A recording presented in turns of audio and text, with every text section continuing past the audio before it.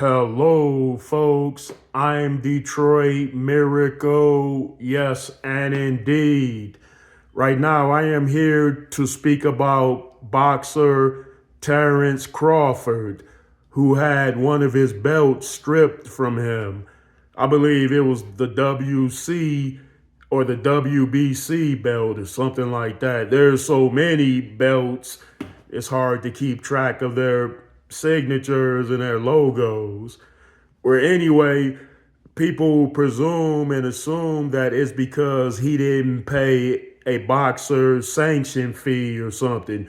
So when you win those belts, you apparently have to still pay on them because there are all types of fees. So it's sort of like paying taxes on a regular basis if you have a championship belt that's actually a current world championship belt. Yeah, people assume that it's because he didn't pay any of those fees that they took the belt from him, but not necessarily so. I believe Terence Crawford won multiple belts.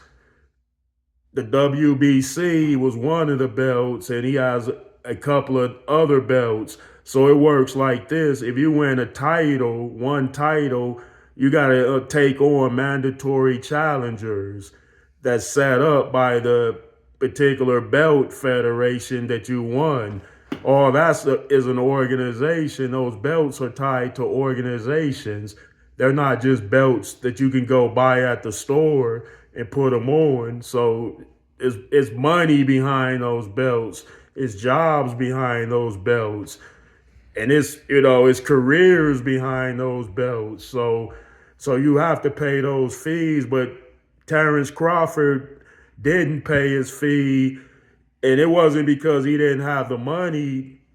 He had plenty of money to pay it, but he probably didn't want to take on the mandatory challenges of everybody that he would have to fight from all those belt federations that he won.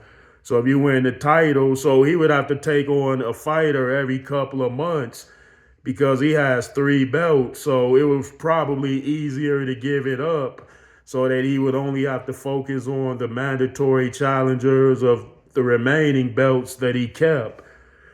So, people assume one thing, but it's really another. So you have to have all the facts in. You have to have a figurative mind that, can put things together, and you all do as well. So, yeah, so a multimillionaire could easily afford to pay those sanction fees on a belt or whatever they call them. But he don't want to have to stay in training camp year round to take on mandatory challengers from three different belts or maybe four different belts if he win another title. Yeah, so it works out like that, people. When you win the titles, you have to keep giving people opportunities as well. Like, you can't just hold the titles for years and not fight anyone. So you got to keep fighting. You got to fight more, in fact, once you get those belts or titles. Yeah. So let me know what you all feel about this case. And thanks for tuning in.